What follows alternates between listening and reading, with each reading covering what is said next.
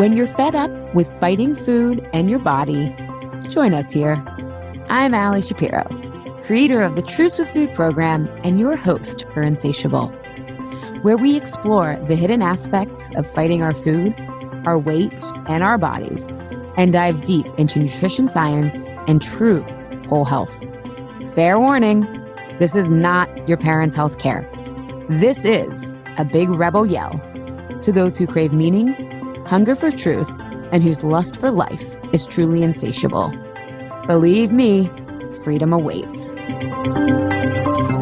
Welcome to Season 4, Episode 5 of Insatiable, How to Have a Healthy Relationship with Your Body with Lianne Raymond.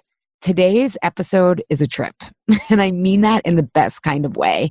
You know, sometimes I can geek out on philosophy and spirituality, and Lianne comes to this concept of the feminine and having a body and emotions from a very poetic, mythic place. And this kind of is countering my more scientific angle on things. Not that they're mutually exclusive, but we speak in different languages. So we had a really interesting conversation where we explore and debate, what if we're not wrong for eating all the chips or cookies we want for a month?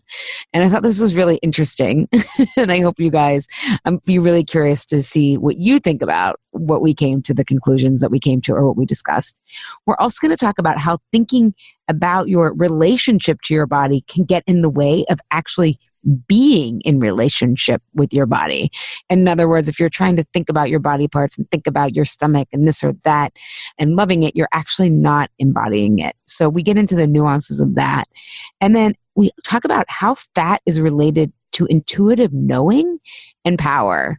And I really loved this reframe, as well as a ton of the other things that we talked about. So this episode can definitely get a little heady, but hang with it because it's really good, and just let it marinate. Oh my God, these food puns are everywhere.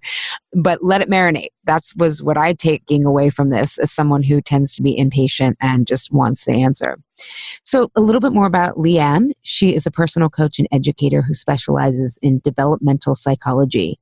She has a master's degree in leadership and counseling and has been a student in the lineage of Marion Woodman for over a decade. So for those of you in the psychology field, we're talking depth psychology, right? What's the symbolism of our body, of fat, etc. She also brings depth and insight into a fiercely feminine approach to personal growth. You are going to love what you learn about the egg in the symbolic egg versus sperm story. It's going to blow your mind. All right. So enjoy today's episode. Lianne, thank you so much for being here. I am so excited to introduce the Insatiable community to you because you just have such a wealth of knowledge, and you come at the relationship to our body, the feminine, in such a deep way that I think we're hungry for. Excuse the pun, the food pun.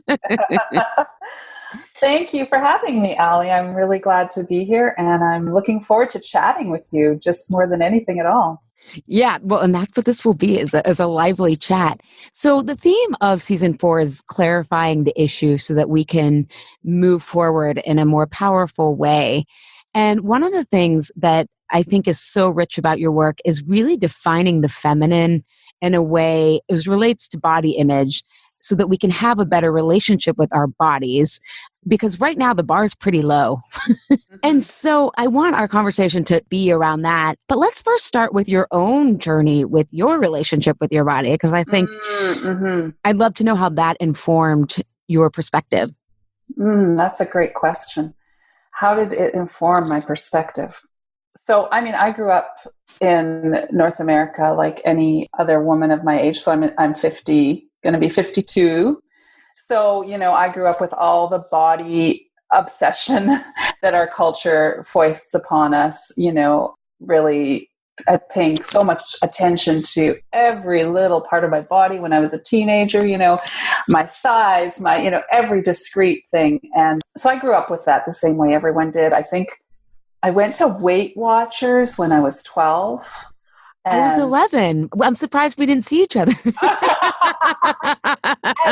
And it was like my mother brought me and my stepmother brought me. And, you know, I was all for it because I had this misguided notion that I needed it. But, you know, looking back, obviously, as I'm sure you also look back and go like, that was ridiculous. there was no need for that. But so just really immersed in that whole culture of obsession of, appearance.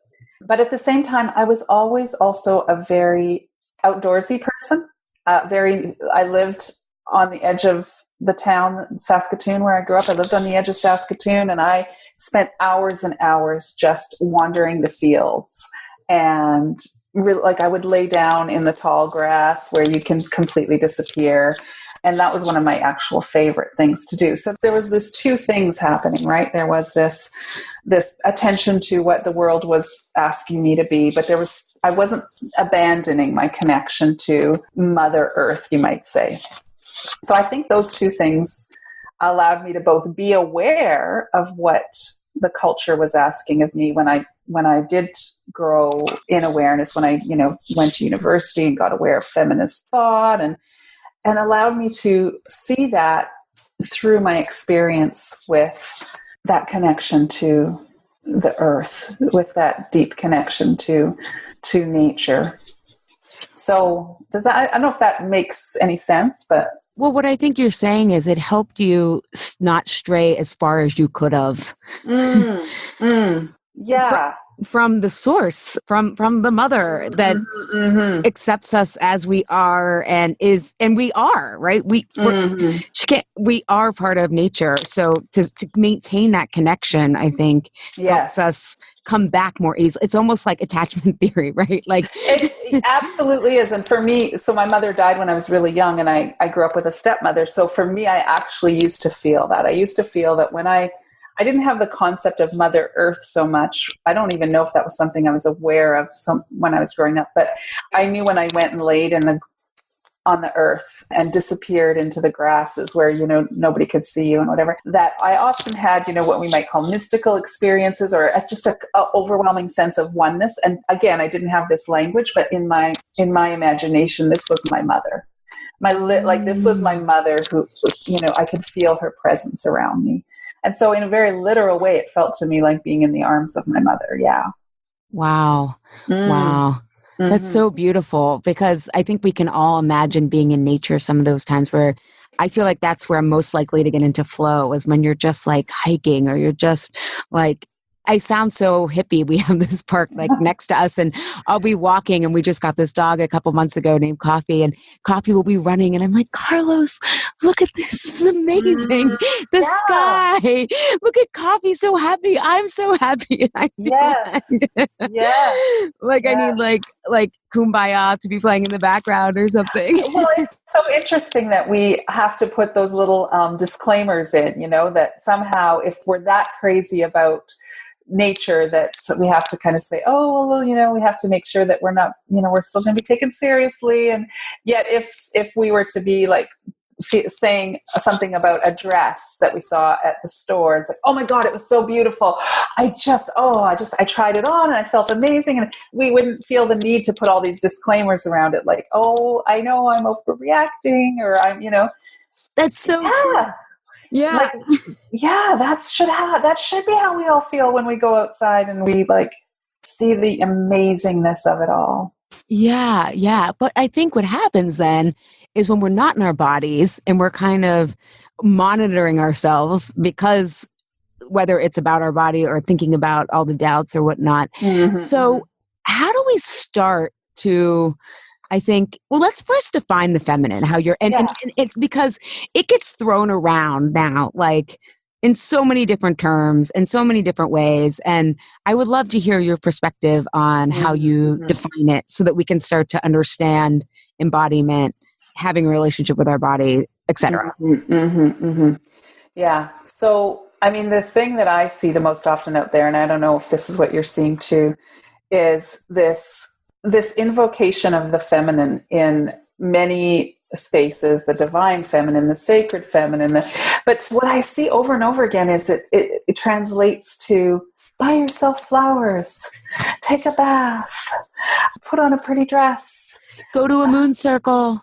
Go to a moon circle. Yes, exactly. So, I have nothing against any of those things, but it's just, I think it's limiting, and we've limited it to the idea, the kind of Western idea of femininity. right? That the feminine equals this Western idea of femininity. And that it can be commodified. Yes, absolutely.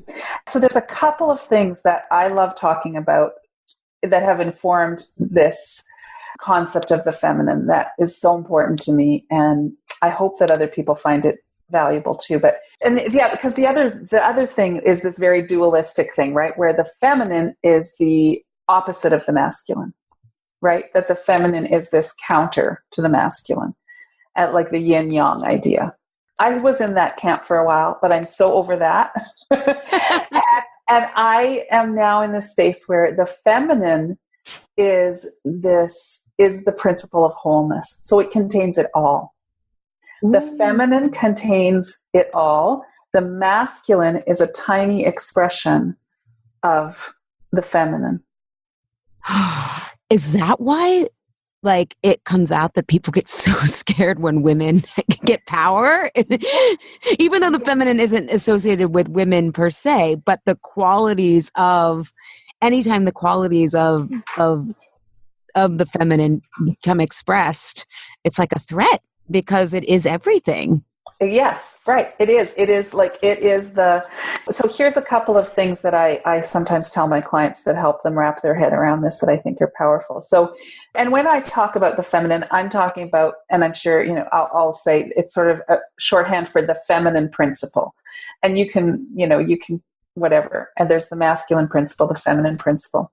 But the egg and the sperm, we all know that. We've all been taught that in like sometime in our schooling, probably, about how a baby is made and all that kind of stuff, right? And the image that we get is like this scrappy little sperm is swimming hard up the canal to find the egg and penetrate the egg and get stuff happening. But in fact, if you actually go and study embryology, what you find out is that the egg is highly active. The egg has much more going on than the sperm does. The egg is actually one of the only, is it the only? It is, I think it's the only cell that's visible to the human eye. All other cells you have to see through a microscope. So it's huge. It's comparatively this huge thing. And all kinds of stuff is happening inside of it. And so it's released from the fallopian tube, it travels down, right? And when these sperms start swimming toward it, and a sperm has very little activity going on. It has one thing happening. It has that, let's swim, let's move. I don't want to stereotype. That's how my husband is. He's like, I can do one thing at a time. Right. And let's be clear, we're not talking about men. Masculine does not equal men. So yeah. Right. But it is kind of funny when you It is, sure, absolutely. And so the sperm go and they hit the periphery of the egg. And what the egg does is it kind of measures each sperm that comes up, takes in a ton of information from that sperm, and decides which one it's going to allow in. So it's not that the sperm is the sort of activator here. The feminine principle, if we say the egg represents the feminine principle, is much more active. It's seeing the whole thing. It's taking it all in, and it takes in the sperm, right? It takes it in. It's not that the sperm breaks through. It's that the egg takes it in. And so I think that's kind of that sort of sense that the masculine principle is an activating principle. It's something the feminine chooses to let it support what it wants to bring into the world. So in each of us, we have those two energies, right? The masculine energy and the feminine energy. The feminine energy is the principle of the wholeness, and then we bring forth our masculine energy to serve that wholeness. Oh my God, I love that. I'm thinking of all the no pun intended, downstream implications of that. First of all, it values discernment. Right, which I think is something that we've as a culture have lost. Like we have such that binary thinking and eliminates context and all this stuff. Yes, exactly. Which is what the egg is doing. It, like you said, it's taking it all in. And then I'm thinking about too, because if it's wholeness, and I'm thinking about so many of my clients' food stuff is really about lack of fulfillment in other places because they're trying to almost act first from this masculine place, or even if we respond to stress or however, instead of sort of thinking that's where the power is versus it's kind of stepping back and choosing and knowing you have choices and discernment, which I'm biased towards because that's what the whole process that I take people through is about. Oh, I see. Good. Yeah. But I love that reframe of it's taking it in. It's choosing what to take in. It's like you can choose when to say yes, when to say no, which is very, when I think about bodies and food, we're being, it's thrust upon us what is good or what is bad, and what is beautiful and what isn't, what's healthy, what's not, versus saying this is actually what works for me. I see so many, like my mind. Yeah, I know. It's like, it's a game changer, right? To stop that. And this is really that little way we've been seeing that the sperm penetrates the egg, and sort of like, that is really our whole dysfunctional masculine leading our culture, right? Which is that the feminine is to serve the needs of the masculine, that the feminine is that the masculine is run rampant over the feminine energy, right? And the feminine energy being wholeness, being context, being relatedness, all those things you mentioned. And so, yeah, when we're in that space that you're talking about, whether we're dieting or whatever it is, usually it's our masculine, it's our inner masculine energy wanting to dominate the feminine energy. Wow. I can totally see that. That makes so much sense. Yeah. I mean, it makes sense to me anyway. Yeah. Well, I'm thinking about one of the questions that, you let me look around some of your work. And one of the questions that I thought was so powerful is like, what if you relied on self-trust instead of disciplining yourself? And I think you phrased it something, maybe probably better than that. But I was thinking in the relation to dieting, if people think like, what if you just trust yourself to know when to move, when to eat vegetables versus this, someone else has to give me a plan. And I was like, I think most people, not people who have gone through my work or have worked with other people or your work, but in the beginning, that would be terrifying. That idea of trusting our wholeness over disciplining. And because all dieting is restriction and disciplining and beating back every natural impulse. Like you should not be hungry. And I think of hunger as one of the most metaphorically like vulnerable things. We need to eat. We need to open to the outside world to eat. There's also, part of why we have so much stomach acid is because there can be bacteria and parasites on food, right? Like eating is vulnerable on multiple levels. And so then to trust yourself can be very vulnerable because it doesn't mean it's, I don't know. No, and I think that's so, And so the way that this dysfunctional masculine shows up in our world is in the paradigm we live in that we don't even know we're living in, which is behaviorism. We live in a world that is all about behavior. And all we do is we want to regulate behavior, whether it's in school, whether it's parenting, whether it's food, whether it's relationships. You have all of this emphasis on behavior, and behavior. Every time we focus on behavior, we are losing connection to relationship. Does that make sense? Well, the way that I would interpret it is that when we like the behavior is almost like the symptom versus of what's coming from how we're relating to ourselves. Yeah. Is that making sense? Yeah. Well, so when we focus on behavior, so let's say, like I was a teacher for many, many years, and most of the training that teachers get is about focusing on behavior. How do you manage children? How do you, and when you do that, you lose insight.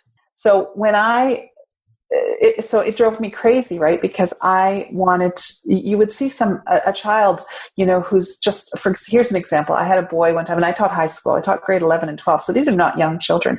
So I had a young boy, but a young man almost in one of my classes, whose mother had died like a couple of years previous.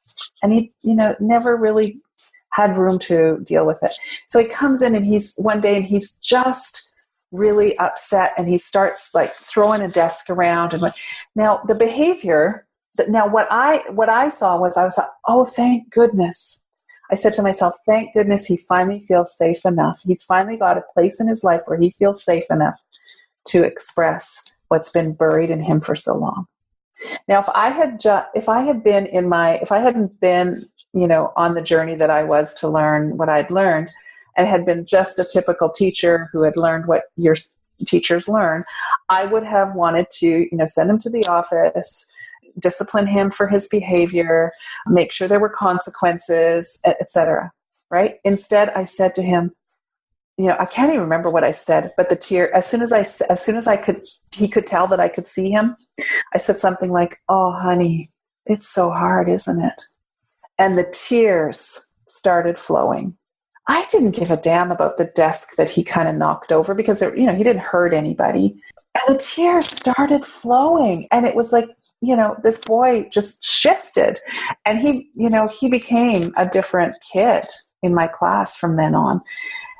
Now, that's what I mean. If you focus on behavior, you lose insight, you lose relationship. It was the relationship that I had cultivated with him that finally made him feel safe enough to open the dam, right? This is the same thing with our relationship with ourselves. If I had been constantly nagging at him for every little thing he had done in that class, he would have never felt safe. In my work, we look at overeating, self-sabotage, all is self-protection. And it's not necessarily about that moment that you're sitting down to eat, or maybe it is about the tension in the room, but it's about the context within your bigger life that this is happening. And what I've seen happen is almost the obstacle in the path is that this protective side of ourselves that is trying to see if we're going to have choice and options. And we eat when we feel like we don't have those. But that protective side makes everything about us, right? You in a bad way. Like, this is happening because I'm a bad teacher. This is happening. I see. Yes. Right. Like I'm training my clients, like it's my fault that I can't stick with this. It's this. And so rather than understanding our behavior, it's like, this is who I am. I don't have discipline. I don't have willpower. And it's like, no, like most of my clients are like, have thousands of balls in the air. Yeah. And I'm like, so you just don't have discipline in this like one area? But I think that's sometimes the obstacle is the very wound that has created this protective side that is lashing out is also the side that feels like shame and afraid to explore that in a way. Yeah. So I don't know, like I kind of wish I knew more about how you worked with your people, because I don't want to go too far out here. But one of the things actually that I wish that I don't mind this idea of let's look at what the emotion is underneath our eating or things like that. That's fine. That's fine. But let's not leave it there. Let's take it a little bit further and let's say, how is this impulse to eat right now actually the healthiest response I could have? Right? Like, how could that boy's throwing of the desk actually be the healthiest response he could have? The process that we take people through so that they can have healthier responses than food. However, because what I show clients is they kind of have this emotional trigger, and then what happens is a stress response. It's a very protective emotion, right? They feel like it's emotion they need to protect themselves from. Sure. And then it's actually the framing of, and I use Thomas Kilmann's conflict model of, do I need to compete? Do I need to avoid? Or do I need to accommodate? And it's actually these framing, which puts me in an black and white, all or nothing, either or mental frame, that then I feel like I have no choices. And that tends to be. So, but we learn these patterns of competing, avoiding, and accommodating because they were protective at one point. Sure. Yeah, that's some really good stuff. And I love it. I love to kind of even take us further than that to say that's important. That's really, let's kind of look at it through this scientific lens of stimulus response and stress response. and coping mechanisms and all of these kind of ways that we've learned through psychology, because I love psychology, but then I want to bring us into almost a mythic place too. Like, what if we can even, so again, it's not an either or, it's a whole. Right? It's like if I want to see my Western doctor, but I also want to see my like doctor of traditional Chinese medicine who gives me some acupuncture, and so I want to take it all in. I want to use it all. So what happens what if desire to eat is a desire to reconnect to the Mother Earth, right? When we're taking in food, we're taking in earth. We're taking in matter, mother. And what if this is actually a really, really good thing? Sometimes you can look at it this way, but maybe another time, try this on, right? Try on the idea that, oh, this is actually really good. I want to feel that connection to the Great Mother, and that I don't even have to analyze it. What if I get out of the analytical mode for a minute and say to myself, what's the poetry here? What's the greater myth that I'm living beyond this analytical, this analysis of my pathology around food? What if it's something actually really important? What if I'm actually doing healing of the planet? What if it's not a problem at all? Yeah, I'll have to sit with that. I think like we talked about before we got on, you think of a little bit more scientific, you're a little bit more, mythical and poetic. Right. And so I would have to think about that. I think my initial reaction would be, but how is me overeating and over consuming helping the planet? Right. So you're being very literal, right? Yeah. Yeah. You're like, if I consume all this food, isn't this a bad thing for the planet? And sure. That's what I'm sort of just inviting your listeners to maybe say. So do you know about Harlow's monkeys? No. So this is a sort of classic 1950s. He would never get away with doing this experiment these days. But Harlow brought monkeys into the lab, and he had the wire mother and the cloth mother. You remember that now? Oh, okay. Now I do. But yeah. That's okay. ringing a bell? Yeah. Yeah. So if you think of Harlow's monkeys, right, the idea was that at that time, mother love was considered a dangerous thing, that people were being told, not to be too affectionate with their babies because it was harmful to them. They needed to toughen up and be independent. So let them cry and don't respond to them, basically. And Harlow was kind of curious about this whole thing so he brought monkeys into the lab, and he had one kind of mother, quote mother, that was made out of pure wire, but she had a bottle. She had the nutrition, she had the food. And then he made another, quote mother, that had no nutrition, no food, but was covered in soft, warm, fuzzy cloth. And the idea was that the only reason babies wanted their mothers, the only reason babies, had any attachment to mothers, was because of the nutrition that mothers provided, right? That they fed them, therefore the food response. Well, of course, Harlow's experiment blew that out of the water, because what happened is the baby monkeys spent almost virtually all their time with the cloth mother, clinging to the cloth mother, seeking that warmth, seeking that comfort, and only went to the wire mother when absolutely necessary to receive the food. And so sometimes I think that's what we want to be. We're kind of stuck in that same place that those scientists were, that we're surprised by these results, that we're like, wow, crazy. They actually want something other than food. There's actually something bigger here that is really hard to explain in scientific terms, right? They go on and they, develop theories, etc. And nowadays we talk a lot about attachment. And attachment is just a scientific word for love. And, so it's not like nobody knew what attachment, nobody experienced attachment before science could name it. Right? Good point. Yeah. So sometimes I think we're still in that space a little bit, where we are wanting to be very literal about our relationship with food, and because we've got this bit of an opening of the door of psychology in the last how many years, since Freud and so on, that we now have these ideas of coping mechanisms, and so we're good at seeing it from that kind of pathological angle, like what is dysfunctional about my eating. And I'm just saying, what if we could pull back a little bit into a bigger picture and say, what is functional about my eating? What is actually, if I'm a whole organism and I'm part of a larger wholeness, then isn't this response somehow an attempt by the larger whole to get something back that's missing? Yeah, well, I would agree with you. Because ultimately what we're working on, I kind of joke, as the root chakra, is to get them back to feeling grounded and rooted.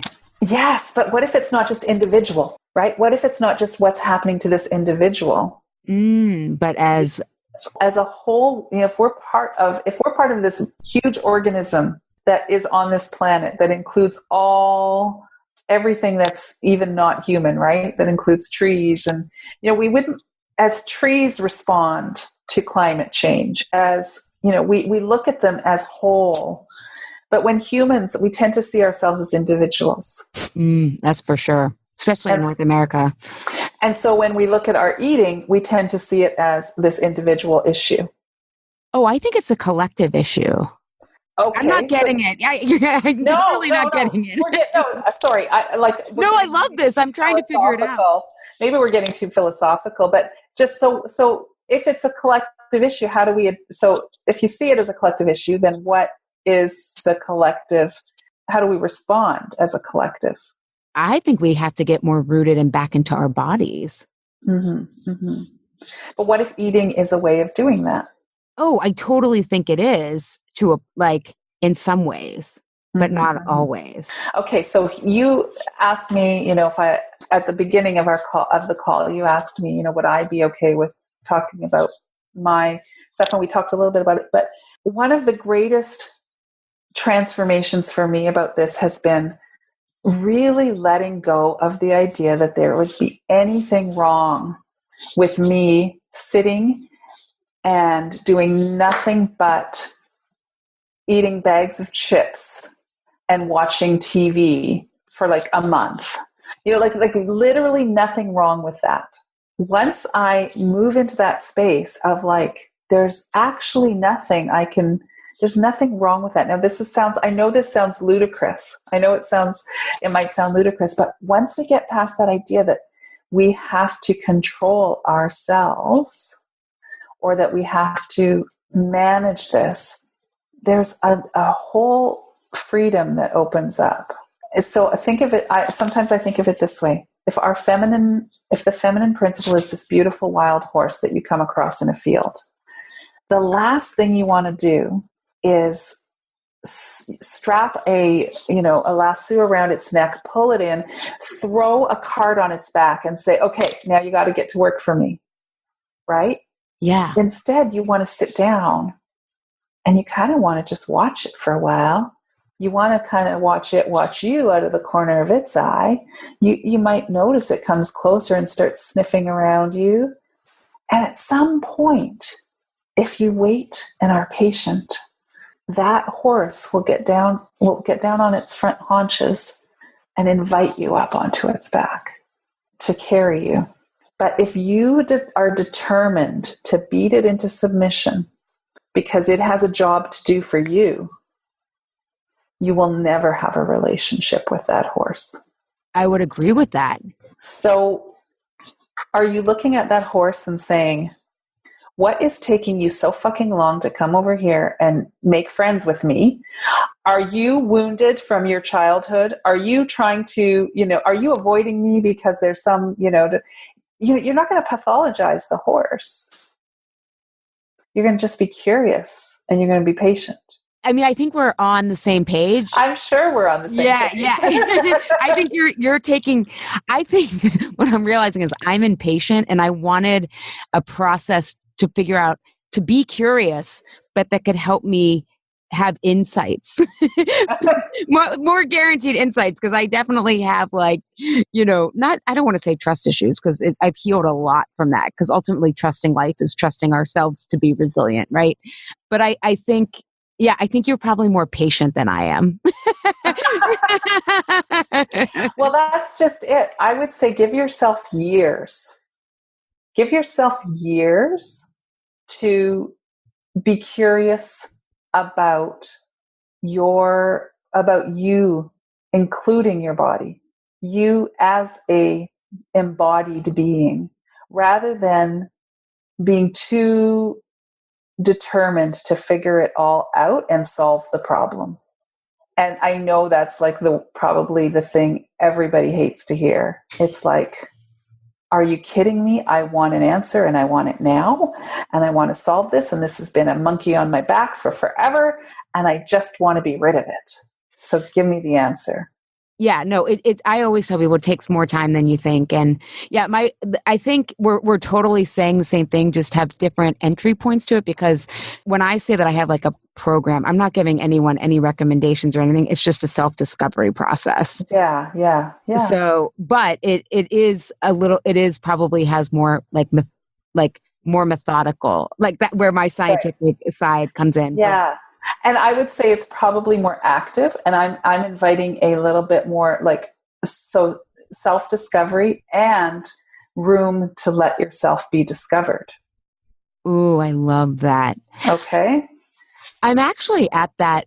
I feel very comfortable in my body. I've, solved my own food issues, but that's kind of, I'm coming up on 40 in October, and it doesn't feel like I guess it feels significant because culture tells you it's significant, but I'm kind of like, I'm in that space where I'm like trying to figure out what life is asking of me now. Like I'm no longer trying to say, here's my agenda for having children or not, for what to do with my business or not, where to live or not. I mean, we're in Pittsburgh for a while, but all of these kind of big questions that's my personal edge right now, is like, when is the horse going to tell me to come over? And I'm just going to be open. So I am actually at that stage. In other areas, because I'm not concerned about what I eat anymore or whatever. But it's playing out in a different area right now. So I get that. It's like, do we just sit there and wait? Like now I want to turn this into a session for myself. Well, no, I'm kidding, listeners. We'll get to some more bodies.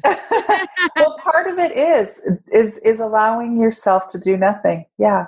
Part of it is to be in process, right? Yeah. To realize that the body is actually not an object, it's a process.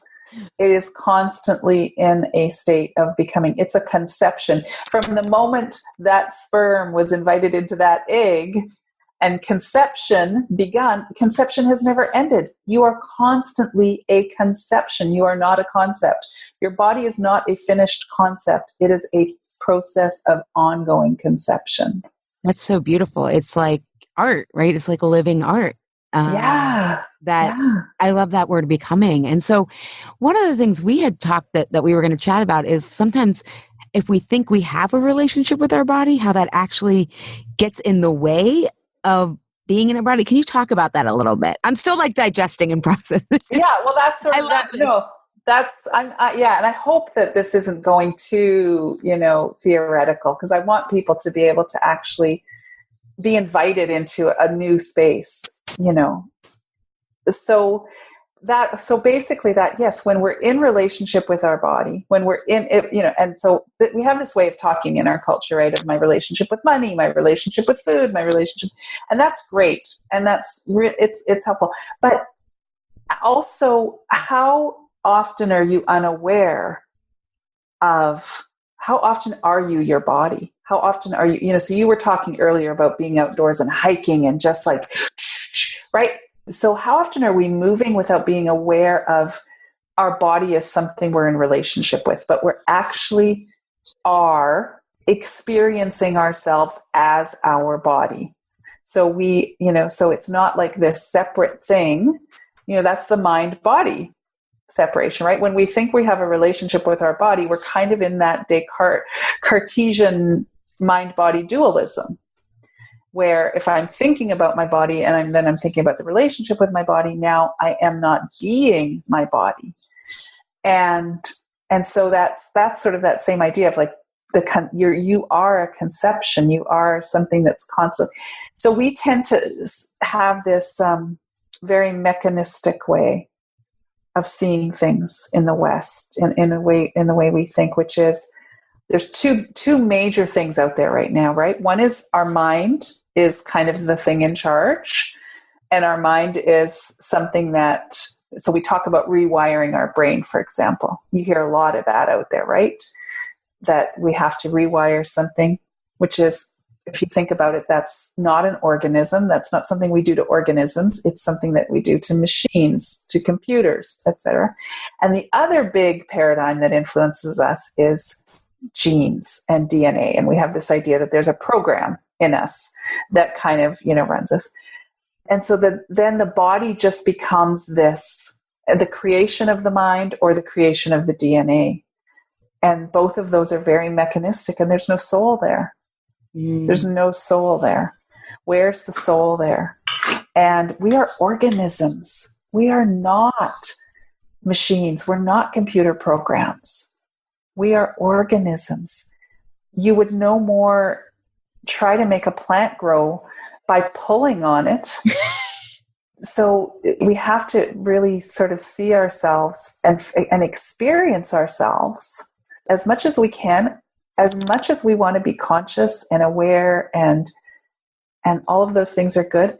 Ensure there's moments in your day where you almost not conscious where your mind actually is subservient, if you might, put it that way. But where the mind is just part of the body, right?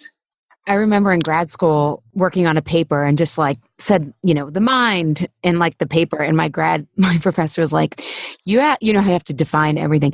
You have to define the mind. No one's ever been able to locate it. It's a projection of our thoughts and the body. And like, she was just saying it in an offhanded, like, side note. And I was like, right. Mind blown. Like, oh my God, the mind is not.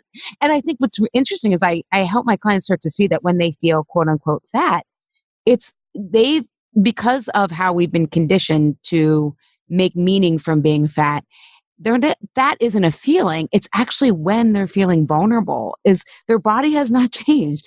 It's actually something in their life is feeling very vulnerable to them. And because our culture has said being fat is being vulnerable, they've linked, or they've struggled specifically with that. That's the link. But I'm like, the body, and that's what I find so interesting about body image is like, you could feel one way, and then after you go out of a hike, you've got the same body, but if you're in your body, you feel alive. And like when I was talking about when I was hiking, and let me tell you, these are air quotes. It's a walk. It's not really like, no, yeah. But it's just like, I feel so alive, and, and coming back from that. Yeah. And so even if I felt tired or anything, everything feels different after being outside. Like the same stress looks different. And that, I think, is when we talk about the mind, it is this fluctuating. It's not just your thoughts or whatnot. It's all of it together. So yeah. I totally hear that. But do you think, I feel like for people listening, that like they want to experience that, but it's so hard for them to get out of their head and out of the constant, I should this, shouldn't that, must this, Yeah. So start just, I go lay on the earth somewhere. Just go and literally let your body have contact with the earth. Take a blanket if you want, put it down, but go to a park if you don't have a yard. Go to your backyard if you have a yard. Find a favorite tree, make friends with it, give it a name, visit it regularly. Don't worry about trying to make this happen. Just start like really connecting to letting your body be. It's, watch an animal, watch your pets, watch your dogs, watch your cats, watch how they just lay around. Right? I know, we always say Coffee's living his best life with us. Like he runs to the park with his friends, then he just lies, and he's exhausted for 3 hours. Yeah, exactly.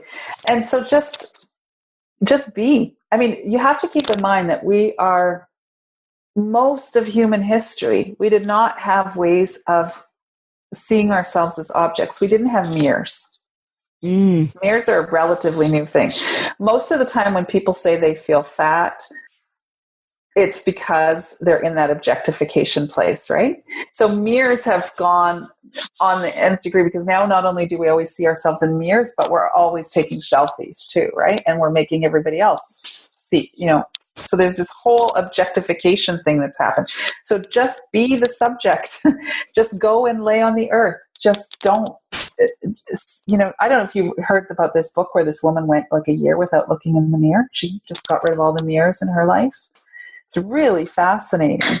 And you have to think that, for most of human history, we were not analyzing ourselves through our reflection, right? We were not seeing ourselves. And what would it be like to go even a whole day without looking at a mirror? Because every time you look in a mirror, you become an object to yourself. I'm going to try that, because we only have one mirror in the bathroom to like brush our teeth and stuff. But I want to try it to I'll wash my face, Sure. Yeah, you can. You can do all those things without a mirror. If you've been camping, you can do all those things without a mirror. I totally want to try that. And when you were saying before about just go sit on the earth, I seriously felt like tears well up. That is so, I think it's your presence. You clearly have embodied your work. But I think for people listening, it may feel really agitating the first 10, 20 minutes. But I think if you sit or lay or whatever you're doing, you'll start to taste that flow, I guess, of what people would call. That's the equivalent of just sitting in the grass waiting for the horse to come to you, right? And I give this to my clients all the time. It's the simplest task and the hardest one for them to do, which is this do nothing. And it doesn't even have to be laying on the grass. But one of my clients, after months of hating this, but humoring me and doing it, she came to a call one day in tears, and she said, I can't believe what just happened. And I said, what? What happened? She said, and she was like a marathoner. She was constantly her body was on a mission, She said, I was out for a run this morning. And she said, every time I go out for runs, she says, mostly what would go through my head is, oh, you're not running fast enough. Or, oh, you're going to, constant criticism, right? Constant little. And then that started lightening up. But this morning that she came to this call, she said, a voice came up in my head and said, I love you. And she said, I didn't ever think that was even possible. And I said, yeah, and we both just cried, because it's so wow, that's the horse getting down on its haunches and saying, come, get up on my back. That's the kind of patience we have to have with this. Well, because I feel our cells have to, it takes a lot to feel safe to come out, right? Because we put all of these, to your point, trying to strap the thing on the horse's back. It takes a lot of time for our inner core soul, I guess you would call it, our soul, to feel I can pop my head up here. Yeah. Yeah. I think it's Zora Neale Hurston who says it's love. Love makes the soul crawl out from its hiding place. That's so beautiful. That's so oh my God, you would be in my hippy dippy. I'd see you in the park. Yeah. I'd be like, hey. I know. And it sounds all hippy dippy, but it's so hardcore. It's so hardcore if you want. Yeah. It's so much the truth. Yes, you can lose weight or get in shape or whatever the things are that you think you need to do. Most of us are doing them from a place of frustration or anger or conformity or disappointment, right? And we're telling our bodies, if you want to use that kind of Cartesian mind body, we're telling our bodies, you are a disappointment to me. And nobody's soul comes out in that atmosphere. Nobody's soul comes out when they feel like they've been, that's one of the most curl up in a ball and disappear kind of feelings is when somebody gives you the impression that you've been a disappointment to them. So how do we maybe just make a little bit of room for us to say to ourselves, there is nothing you could do that would make me not love you. It's really profound. I'm just taking it in. No, it's when you think about it in those terms, it's breathtaking. Mm-hmm. Mm-hmm. Yeah. I mean, it was my dad's birthday a couple days ago, and he died 8 years ago. And I was talking about him once, and I said, my dad gave me the greatest gift any parent can give a child, but really the greatest gift anybody can give anybody. And I said, I always knew he was crazy about me. There wasn't one moment in my life where I didn't know he was crazy about me. Yeah, I never felt like a disappointment to him. So what if we could give that to ourselves? I'm just thinking of like all the creative things that would come up. Like if we were just like everything that we thought we should be disappointed, we're like, oh, moving on. Or let me use that for compost, to use an earth Right. metaphor. I feel like we would all just be like really joyful. And I mean, not that life is all puppies and rainbows, but there would be that deep belly laugh joy and more art and more music. And yes. Yeah, we don't realize how, they say about fish don't even realize they're swimming in water. Like we don't even realize. When I was up north, I taught up north in Canada for many years, and there was this amazing woman up there, and there was a guy, and he said, she's the most sensual woman I've ever known. Now, if you were, and I understood what he meant, like the way she was what we would call an overweight woman, but she was this wise elder of this tribe. She was just so embodied that there was every cell of her was alive and full of vitality. And you watched her eat food with just this absolute sensual enjoyment. You watched her move through the world with sensual enjoyment. Like every step she took was like, just sent joy through her. Like there was something. And I thought, I had my whole worldview like knocked right back, because this is not the stereotypical sensuality or beauty or whatever, but it was absolutely undeniable. And I was just like, wow. Suddenly I had a new way of thinking what could be possible without being some skinny, cover model or something. Like just to really be, and I was like, given the choice, I was like, I think I want to go more towards her now that I've seen what that looks like. And probably what you felt, I've had a couple clients who have had, what we would say bigger yoga teachers. But the way that the yoga teacher moves and the way that she's embodied, they're like, her class, like they will not miss that. Like these are exactly with different teachers, but I do not miss that class because there's something the French would say, je ne sais quoi. Exactly. and would you go up to a person like that and say like, everything about you, is so great. You're such a great teacher. Have you ever thought about losing about 20 pounds? Would you do that? I mean, you definitely wouldn't do it, but I wouldn't even think about it. Like, because, right. I mean, I think it would be noticed, again, to your point about just noticing, because we don't think people who aren't a size 2 or 4 can't be happy with their bodies, right? So, right. Like, wow, this person is so embodied. There is like, yeah. What are you reading, drinking? Yes, what park are you hiking in? Yes. And if I had asked that woman, this beautiful, sensual woman that I was describing, if I had gone up to her and said, could you tell me about your relationship with your body? She would have looked at me like I was like, like that would never have occurred to her. It was not part of her worldview. It was not part of how she just was, she just was who she was. I have this book on my reading list about how language in general just kind of separated us from the feminine. I mean, I haven't read it, so that's just like a high level. Is it The Alphabet versus the Goddess? I think so, yes. Have you read it? I love that book. Okay, now I'm going to put it up to number one. Synchronicity. I do want to say, I wonder if you believe in that. But I was like, oh my God, what a concept. Like, we don't need language for everything. We don't. Right. That's okay. Right. Well, yeah. And I mean, there's another book that I love that's kind of along the same lines, or you could just find his talks online. But Ian McGilchrist writes, he's a neuroscientist, and he writes about right brain, left brain stuff.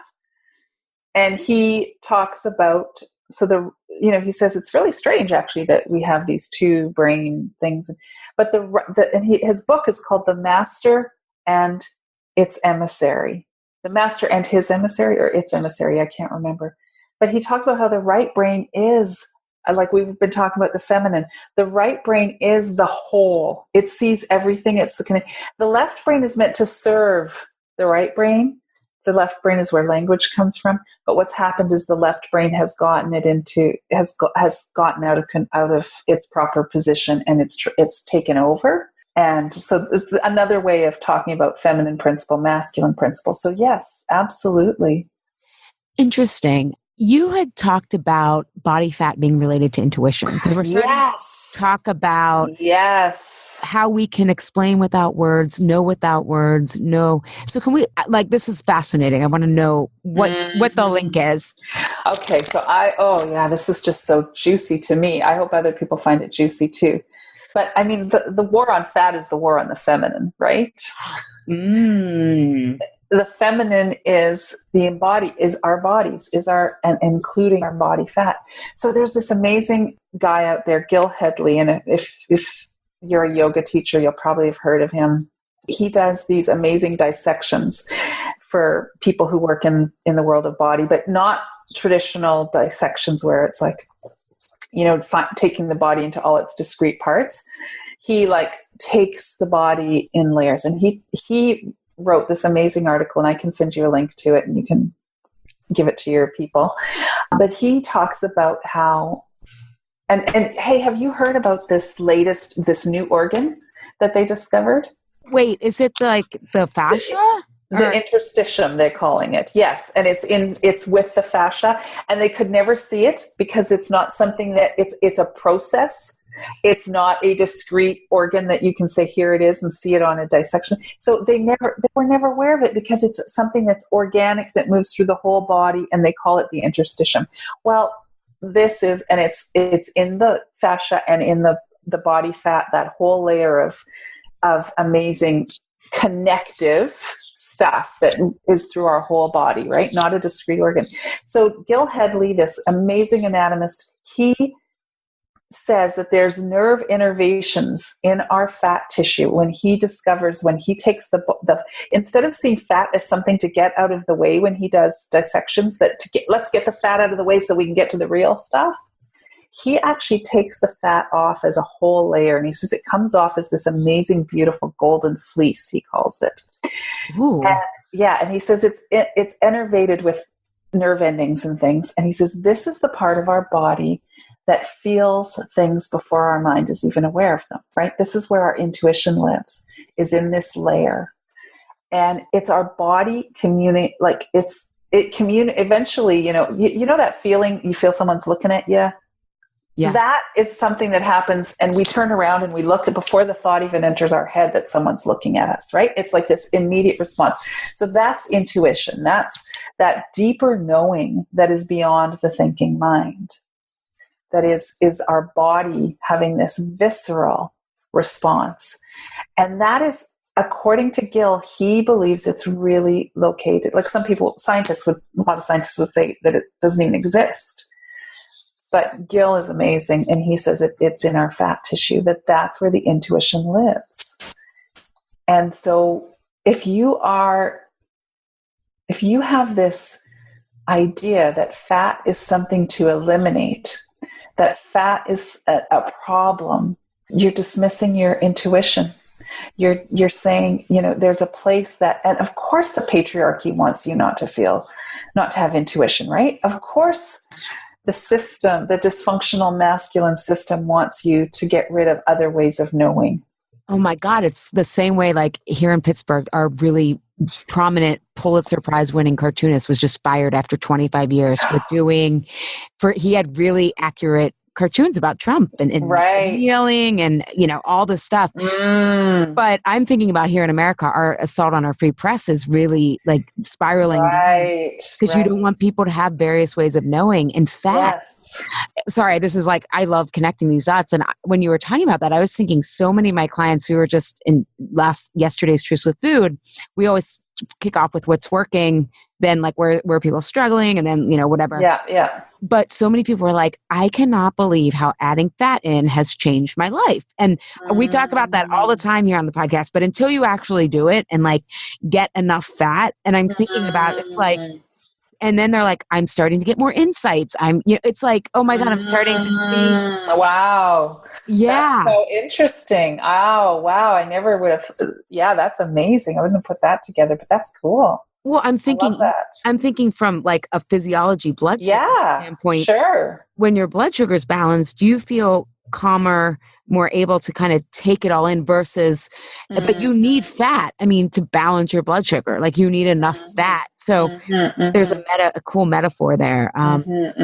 But I love that idea. And I'm especially thinking like, I guess when women are pregnant, I mean, are they more intuitive then? Or is that like a myth? Well, I think women are more intuitive in general. Oh yeah, I would agree. Yeah. Yeah. And what if that is because we have this extra intuitive organ? Yeah. Right? That we have been thinking has been a problem, that the dominant culture has been telling us we should be trying to get less of. And it like interesting, hey? I don't know. Yeah, but yeah, and I mean pregnant women definitely have there's something.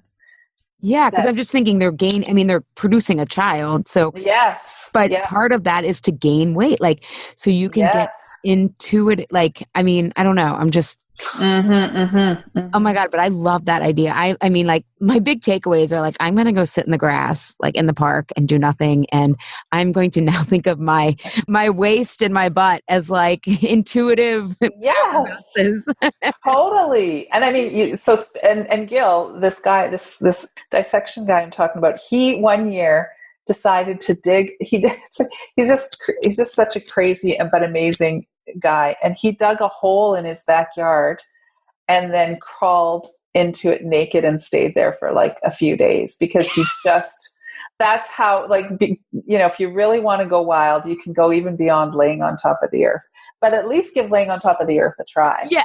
You don't have guys. You don't have to dig the hole, but well, that's Carlos was laughing because when we got to visit my parents, my mom has an organic garden in her backyard, and she's like, I'm like, oh, she's like, come out and see it. And I was like, okay. I was like, I will earth, and I put it in quotes, and Carlos was like, yeah, when did it become a brand to just walk on the ground? I know, right? I know, exactly. This is just our, our heritage. This is just what we've been born to do. Yeah. And we've just kind of got a bit disconnected from it. So it's actually not that big a deal. Yeah. Yeah. It's our home. Like yeah, so totally. This has been like, I'm going to go back and listen to this. And like, I just so appreciate this. I have one more question because you are so poetic.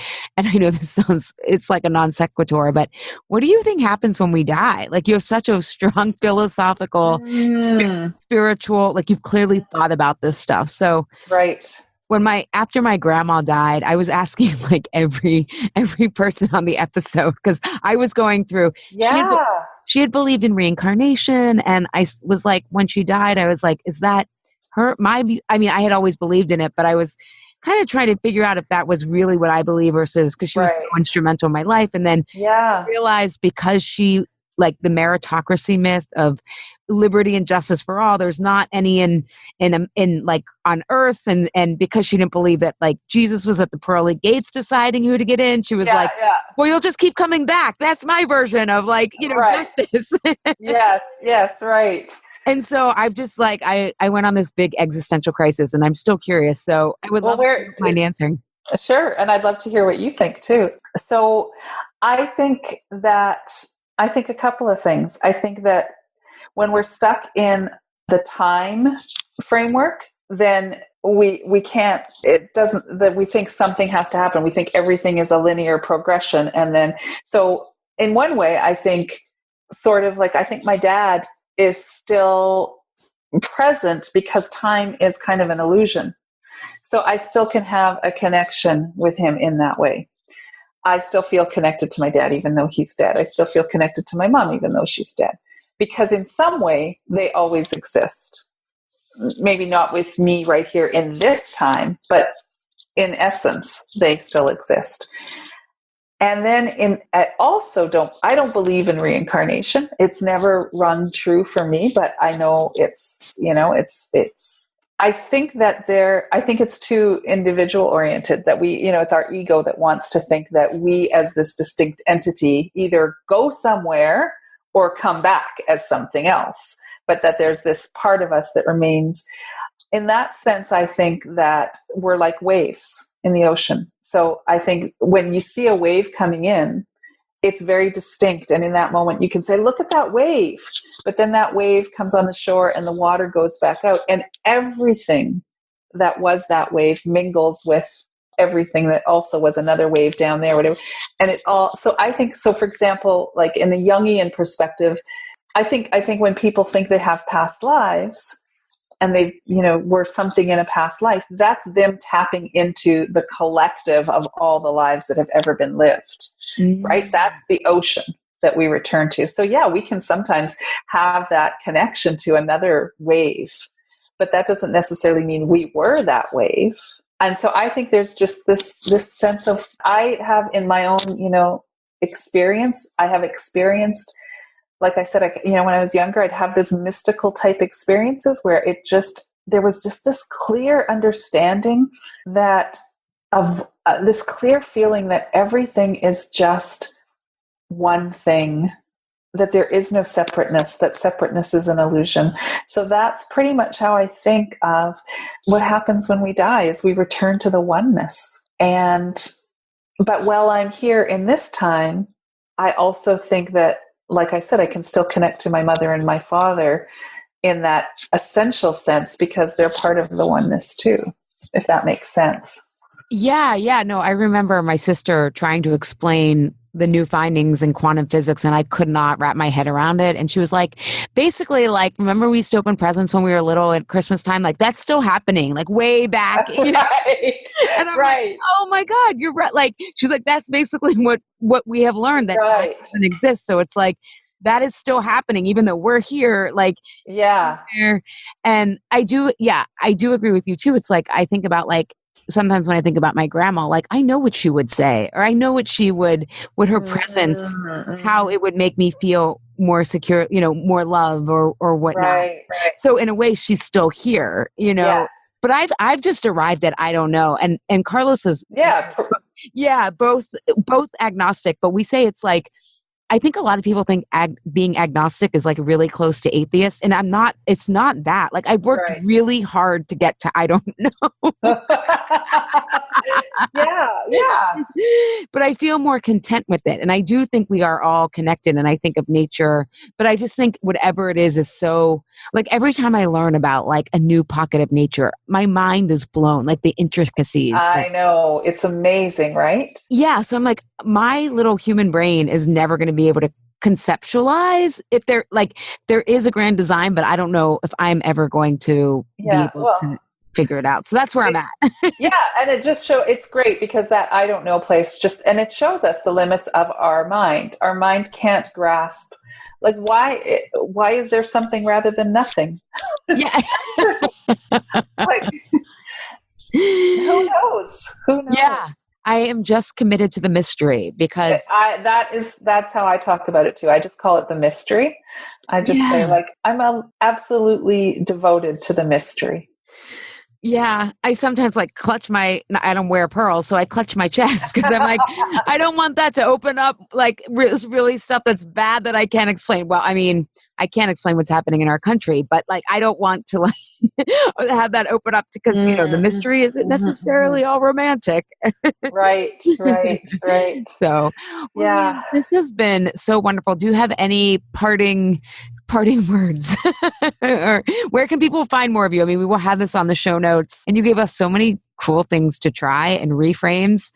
I'm like really jazzed. But where can people find more of you? I'm not easily found. Tell me about it.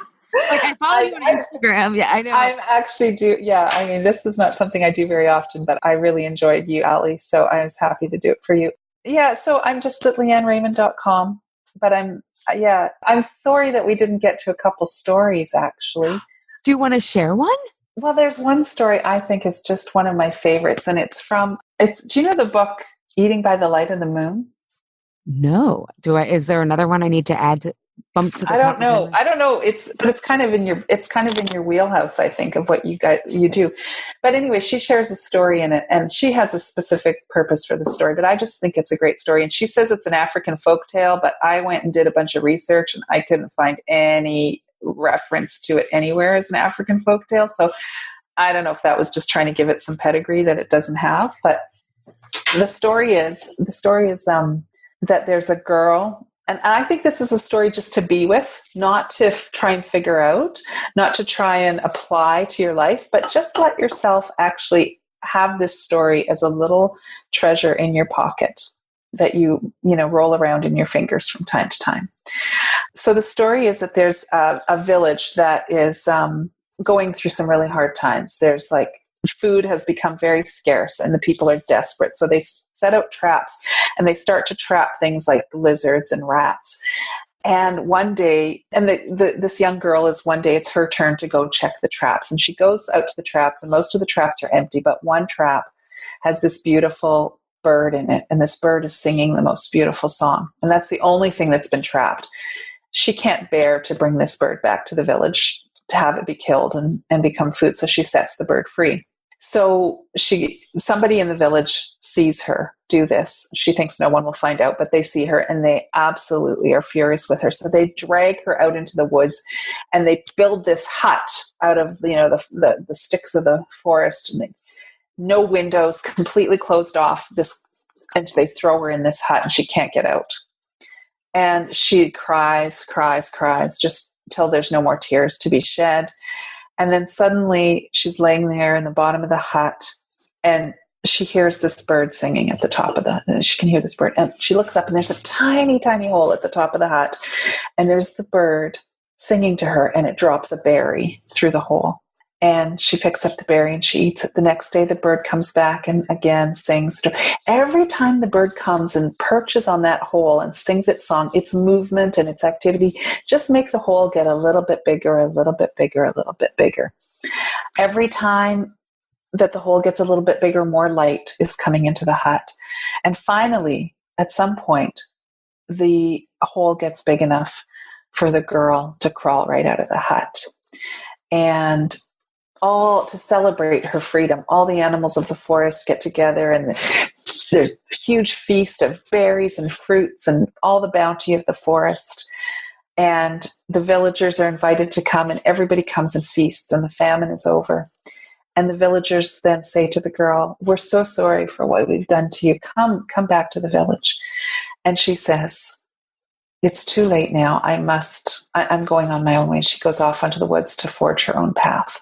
That's the end of the story. We don't quite know what happens after that, but just take that story and maybe think about putting it in your pocket and letting it be a little bit of mythic nourishment when you're getting a little too literal.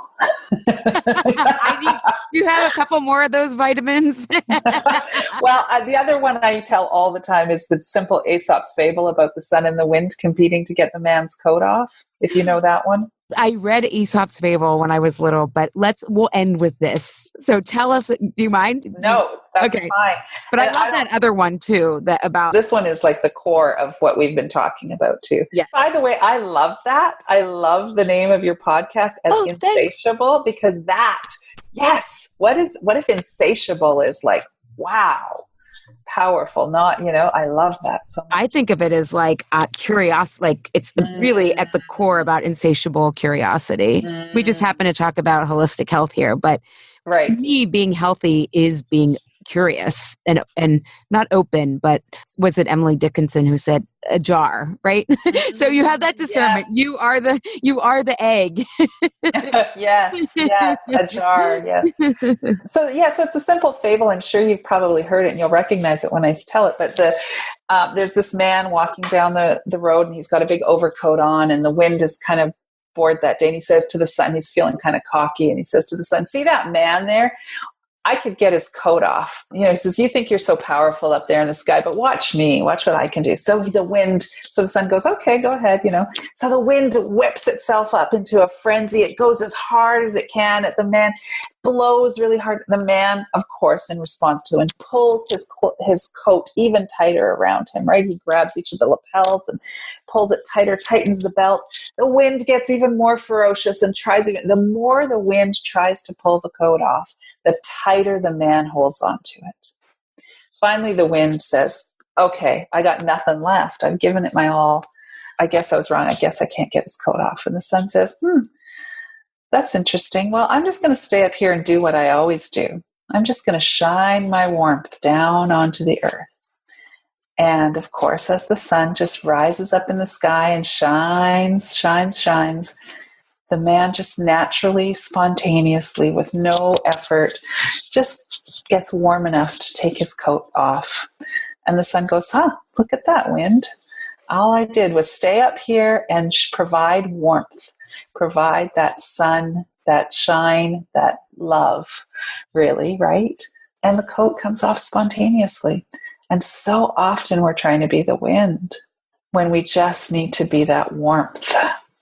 That's so beautiful. I love that. I love that. Yeah. The sun is doing the sun, right?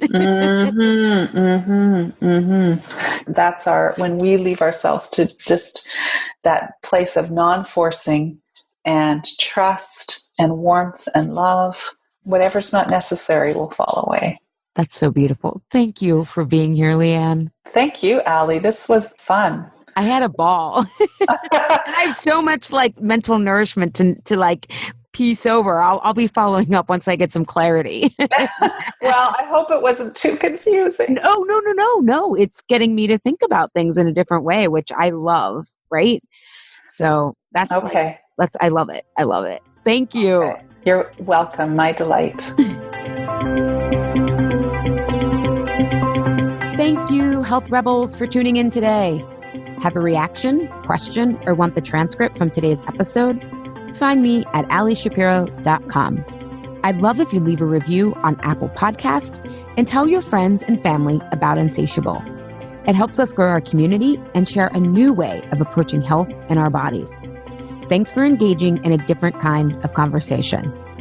And remember, always, your body truths are unique, profound, real, and liberating.